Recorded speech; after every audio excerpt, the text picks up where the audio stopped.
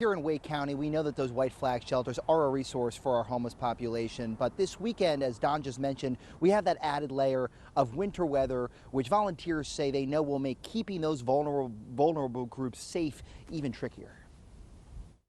Today we spoke with Pastor Vance Haywood of St. John's Metropolitan Community Church, who helps run the white flag shelter now located at 5010 2nd Street in Northeast Raleigh.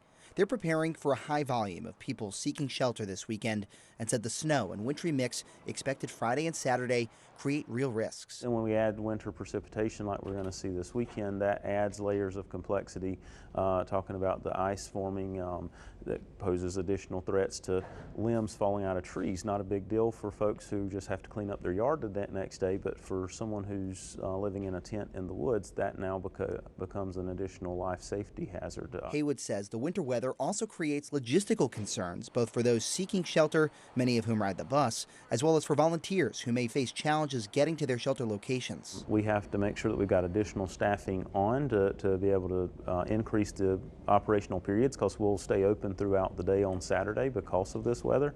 We also have to make sure staff can get here. Us closing isn't an option for those times, and so we have to make sure that we have staff on site. In the meantime, we did ask Duke Energy today what's being done to make sure that the power and lights stay on and heat for everyone, including those who are behind in their payments or who are just barely getting by. We'll have more from that conversation coming up on Eyewitness News at 5. Live in Raleigh, Sean Coffey, ABC 11, Eyewitness News.